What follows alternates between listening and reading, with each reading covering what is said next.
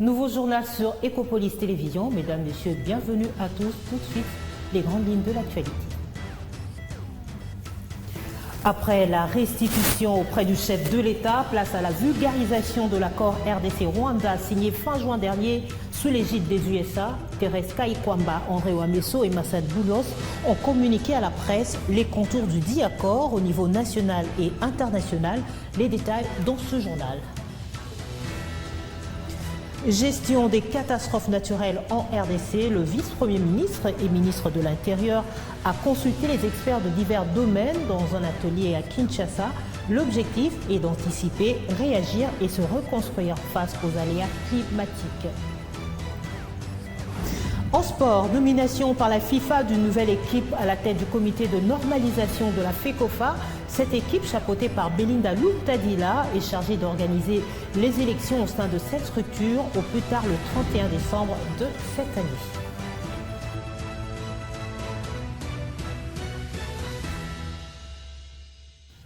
La ministre d'État aux Affaires étrangères, Thérèse Kayikwamba, et le porte-parole du gouvernement, Patrick Muyaya, étaient jeudi face à la presse nationale et internationale. Au cours du briefing hebdomadaire diffusé à la télévision nationale, ils ont tenu à rassurer que le texte historique parrainé par les États-Unis vise avant tout à établir la paix durable dans les Grands Lacs et une intégration régionale mutuellement bénéfique. Répondant aux préoccupations du journaliste Israël Mutombo, la patronne de la diplomatie congolaise rassure de l'engagement du gouvernement dans l'application de l'accord signé le 27 juin dernier à Washington. Je vous propose de l'écouter. Donc en fait, ce volet, c'est un accord quand même structurant de l'accord. C'est un aspect structurant de l'accord. Il propose de transformer les questions sur lesquelles nous avons souvent eu des conflits en zone de coopération. Et donc l'idée, c'est justement d'aller d'un contexte dans lequel on s'accuse mutuellement vers un contexte justement où il y a plus de transparence et plus de visibilité. Quand il s'agit de la certification, il ne s'agit pas que du fait que le Rwanda va maintenant certifier nos minerais ou que nous allons certifier les minerais rwandais. On s'appuie sur les mécanismes qui existent, sur les mécanismes par exemple de la CIRGL pour dire justement si nous voulons que la question des ressources naturelles ne soit plus une question épineuse, si nous voulons aller au-delà des accusations mutuelles des uns et des autres, vous avez pris les nôtres, vous les vendez comme les vôtres, etc., nous devons renforcer cet aspect-là des mécanismes qui existent déjà au niveau de la région, à savoir les mécanismes aussi de certification. Et ça veut dire que, forcément, nous devons travailler ensemble avec le Rwanda, tout comme nous devons travailler avec d'autres pays de la région. Quand vous regardez la CIRGL, elle ne se limite pas au Rwanda et à la RDC, mais elle a justement le mécanisme qui est le plus utile, si vous voulez, et le plus probant pour cette question de certification et sur lequel je pense que nous allons devoir nous appuyer. Et donc pas exclusivement RDC-Rwanda, mais justement dans un caractère régional qui va bien au-delà. La question, c'est qu'ici, il s'agit d'un accord entre les deux pays. C'est pour cela qu'on parle explicitement des deux pays. Ce journal s'intéresse également à l'intervention du directeur de cabinet adjoint du chef de l'État en charge des questions économiques et financières. André Ouamesso était l'invité jeudi de Top Congo FM, à côté d'autres personnes ressources, dont Léonard Ché Okitundu, ancien ministre des Affaires étrangères sous Joseph Kabila, Christophe Lutundula et Guillaume Gueffa. En tant qu'expert de la présidence, dans l'émission Le Grand Débat, il est intervenu sur le cadre d'intégration économique régionale. Comment la RDC compte co-gérer les investissements miniers avec le Rwanda? Suivez. Le président de la République a dit accord économique, oui, mais on commence par un accord de paix. Il n'y a aucun accord économique à ce jour qui n'est signé ni avec les Américains, ni avec les Rwandais. Alors, on parle de quel bradage? Donc, il fallait, ce que le président a voulu, c'était d'abord avoir cet accord de paix par rapport au Rwanda. C'est l'article 6 de cet accord, cadre d'intégration économique régionale. Qu'est-ce qui est écrit? Les parties conviennent de lancer dans les 3 mois suivant l'entrée en vigueur du présent accord le cadre d'intégration économique régionale en plusieurs étapes qui sera défini dans un accord distinct intitulé cadre d'intégration économique régionale et qui s'appuie sur la ZLECAf. On a d'abord obtenu cet accord de paix et c'est en fonction de l'application de cet accord de paix sur le terrain qu'on va définir quels seront les accords économiques qui vont être conclus avec le Rwanda. Parce qu'il n'y a aucun investissement dans le domaine minier au Rwanda qui peut dépasser, qui s'en fout, Sicomine ou bien Kamoa. Vous regardez l'exploitation artisanale à Rubaya et le circuit d'approvisionnement par le Rwanda, et d'ailleurs avec très peu de valeur ajoutée là-bas. Mais ça, c'est le commerce de matières premières brutes qui passait par là. Ici, nous allons entrer dans une phase d'investissement sérieux avec les Américains. Le Congo produit aujourd'hui environ 3 millions de tonnes de cuivre. Ça passe par où? C'est organisé, c'est un commerce qui est organisé au niveau du Congo. Bientôt l'hôpital. Mais bientôt l'hôpital. Donc ça veut dire que ce qu'on vous fait croire, et c'est ça le problème, c'est qu'on fait croire qu'on ne sait pas organiser du business au Congo. C'est faux. Les Chinois, si on regarde les investissements dans le domaine minier au Congo, on est de l'ordre de plus de 20 milliards de dollars d'investissement. On lien toujours avec l'accord RDC-Rwanda, le conseil spécial de Donald Trump pour l'Afrique, Massad Boulos, a, au cours d'une interview accordée jeudi à France 24 Télévision, répondu à la question sur le deal entre les USA et la République démocratique du Congo et si le dit deal ne braderait-il pas les minerais congolais au profit des USA. Seul le monsieur Afrique du président américain a affirmé que les firmes américaines vont investir au Congo en respectant les lois du pays de Lumumba. Cet extrait est choisi par votre rédaction. Je dirais que les entreprises américaines vont investir en RDC et comme nous le savons, les entreprises américaines sont des entreprises qui se comportent très bien. Elles sont là sur le long terme, ce sont des investissements à long terme. Ces entreprises vont respecter les lois des pays qui les accueillent, les réglementations, y compris tout ce qui concerne les lois sur le travail des enfants et la protection de l'environnement. Les impositions et toutes les autres règles et régulations. N'oublions pas que les entreprises américaines doivent respecter les lois américaines, les réglementations américaines en ce qui concerne la corruption, la taxation, le travail des enfants, l'environnement et ainsi de suite. Ces pourparlers sont encore en cours. Il y a des négociations entre les deux gouvernements, mais également entre la RDC et d'autres membres du secteur privé. Les entreprises américaines et d'autres entreprises provenant de pays alliés, au moment où nous parlons, sont en train de négocier avec la RDC et avec le Rwanda.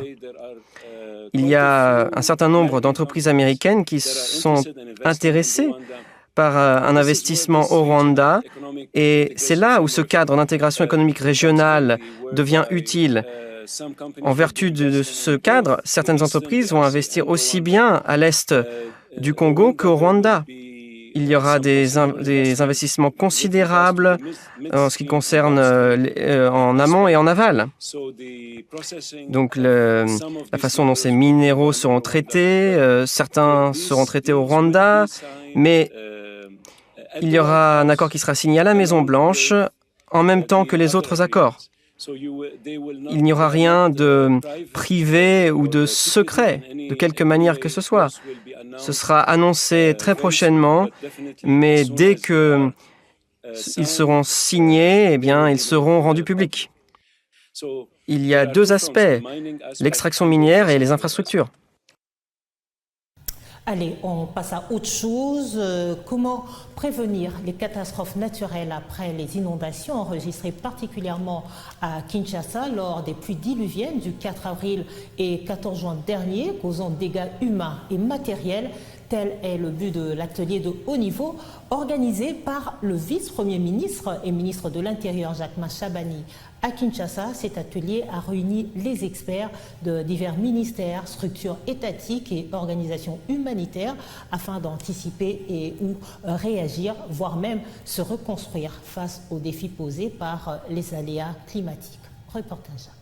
Face aux conséquences dramatiques de pluies diluviennes qui ont frappé Kinshasa le 4 avril et le 14 juin 2025, le gouvernement congolais se mobilise pour apporter une réponse efficace et durable aux populations sinistrées. C'est dans cette lancée que le VPM de l'Intérieur, Sécurité, Décentralisation et Affaires coutumières, Jacquemin Chabani-Louko, a présidé un atelier de haut niveau mercredi 2 juillet dernier, consacré à l'élaboration d'un plan de sortie de crise et de résilience face aux inondations récurrentes dans la capitale congolaise. Pendant 2 jours, des experts issus de plusieurs ministères, institutions publiques et organisations humanitaires vont se pencher sur des stratégies concrètes à mettre en œuvre à court, moyen et long terme. L'objectif majeur de cet atelier est de bâtir une réponse coordonnée et durable aux catastrophes naturelles. Ambition du gouvernement, assurer une gestion optimale de risques et catastrophes, non seulement à Kinshasa, mais également dans l'ensemble des provinces de la République démocratique du Congo. Cette belle initiative s'inscrit dans une dynamique proactive de renforcement des capacités nationales en matière de prévention, de gestion des urgences et des résiliences communautaires. Infrastructure à présent, réhabilitation de la voirie de la ville de Kinshasa, conformément au programme Kinshasa Ezobonga. L'Office des voiries et drainages est en pleine exécution des travaux de modernisation de l'avenue Bakali, située dans la commune de Lemba. Ce tronçon long de 600 mètres qui va de sous-région vers Lemba Super est en train de revêtir une couche importante de béton à la satisfaction des usagers de cette route.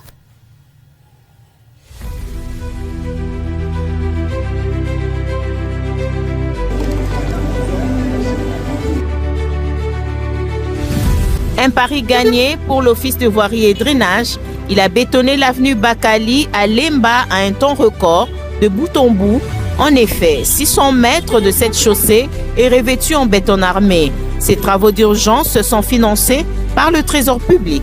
L'OVD, ce qu'elle est en train de faire, elle est en train de travailler et les travaux de l'OVD, les routes sont en bon état et les routes durent beaucoup. Ça peut faire plus de 5 ans que vous ne voyez pas détruit. Nous félicitons, nous remercions l'OVD parce que nous voyons qu'il faut recourir toujours à la main d'œuvre locale. Parce que l'OVD, quand elle travaille, vous sentez que les nationaux, les Congolais eux-mêmes, ils ont vraiment l'esprit d'aider le gouvernement de la RDC. Voilà pourquoi je suis en train de féliciter à la fois le président de la République et son gouvernement, et la première ministre et son gouvernement, et en plus l'OVD, qu'elle continue sur cette lancée-là pour nous donner de belles routes, pour que les Congolais soient réellement indépendants. Nous venons de fêter l'indépendance. Nous devons nous sentir que nous sommes indépendants sur tous les plans.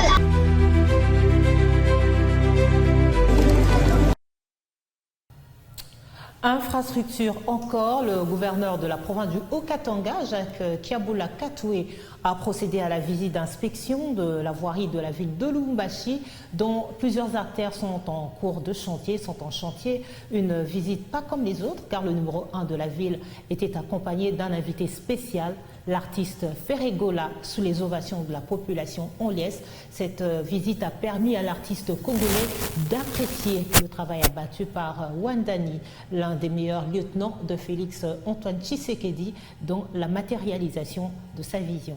Reportage. Avec lui, à bord de son véhicule, Jacques Kiabula Katoué a conduit la star de la musique congolaise Ferregola à travers les travaux effectués par son gouvernement dans la ville de Lubumbashi. Les différents chantiers qui évoluent à la vitesse des croisières ont permis à l'hôte de Jacques Kiabula Katoué de voir ce qui est fait. Sous les explications du gouverneur lui-même et aussi de temps en temps intervenait le directeur de l'Office des voiries et drainage. L'ensemble du parcours a été ponctué par les acclamations de la population qui salue le travail de Jacques Kiabula Katoué. Première étape, l'avenue Biaï où un pont de 10 mètres de portée et 10 mètres de largeur est en construction sur les canals. Ce grand ouvrage va mettre fin au calvaire des habitants des environs en proie aux inondations sans pitié, causant souvent des morts.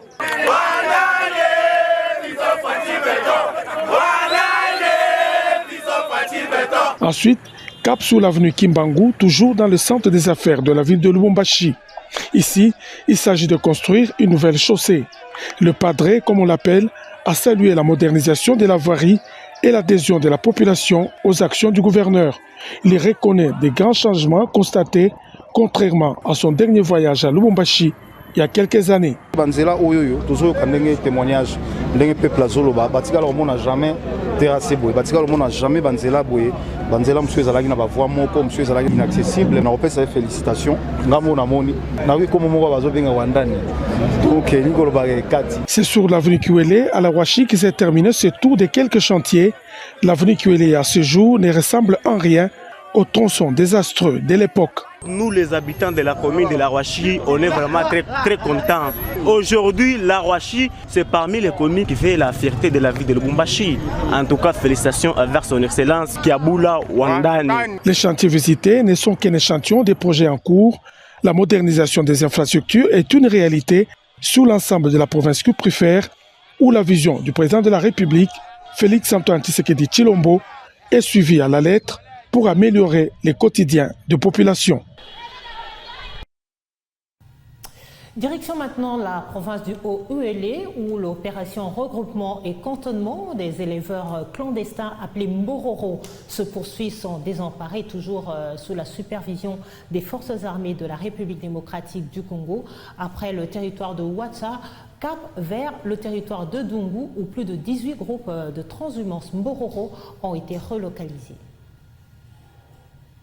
L'opération de regroupement des éleveurs Mbororo se poursuit dans la province du Haut-Uélé. Après les territoires de Ouatcha, c'est le tour du territoire de Dungu, particulièrement l'axe Libombi-Madamba, d'être concerné. Plus ou moins 18 groupes de transhumance Mbororo ont été orientés vers les sites de regroupement de Nambia dans le territoire de Nyangara. Ils ont été accompagnés dans le calme et en toute sécurité par les forces armées jusqu'à la rivière Ibu. Le colonel Nyemboka Songo Tambwe, commandant du bataillon de la force d'intervention régionale en charge du pilotage des recettes opérationnelles, insiste sur le bon déroulement de cette opération et le respect des consignes et des règles d'engagement édictées par la hiérarchie. Première chose, ezali ko féliciter nanu musala depuis tobandaki na territoire ya Ouatcha. Lelo tozali na territoire ya Dungu, ata bisika nyonso ata toke wapi, mabe muke ezangaka te. Mais à 80%, nous félicitons nous Moussale Salemaki parce que chaque jour, nous allons faire un rapport au commandant des opérations, le commandant secteur, le général, nous allons faire un rapport par rapport à l'évaluation, nous allons quand même, vous êtes dans les bons. Donc vous allez dans les bons dengenini. Natango respect à consigne zaliko to sama. Nde yango zaliko la kisake ya solo, bato oyo bakeleli.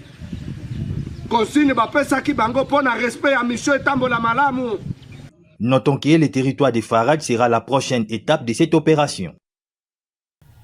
Autre chose, violence sexuelle en zone de conflit, le cas de la République démocratique du Congo est le sujet autour duquel ont tourné les échanges entre la représentante spéciale du secrétaire général de l'ONU chargée de la question des violences sexuelles en période de conflit, Pramila Patel, et le vice-premier ministre en charge de la défense nationale Guy Kabombo le mercredi dernier à Kinshasa. Au sortir de cette rencontre, la diplomate onusienne a affirmé que la RDC connaît des avancées significatives dans la lutte contre les violences sexuelles en zone de conflit depuis l'arrivée au pouvoir de Félix-Antoine Tshisekedi, ce qui est très encourageant pour le pays de Lumumba. Depuis 3 décennies, la République démocratique du Congo fait face à une guerre sans fin dans sa partie orientale, causant ainsi de nombreuses victimes de violences sexuelles. C'est dans cette optique que le patron de la Défense nationale, Guy Kabombo Mwadianvita, a reçu dans son cabinet de travail, mercredi dernier, Pramila Patel, représentante spéciale du secrétaire général des Nations Unies, chargée de la question des violences en période de conflit. Les échanges entre le numéro 1 de la défense et son hôte ont gravité autour des questions liées aux multiples violences sexuelles en zone de conflit, mettant un accent particulier sur la guerre de l'Est qui fait accroître le cas de violences sexuelles en vue de dégager des pistes de solutions sur la prise en charge des victimes et des sanctions à mettre en place contre les auteurs des crimes, a laissé entendre Chantal Yeloumoulop. On a constaté que depuis qu'il y a la guerre à l'Est,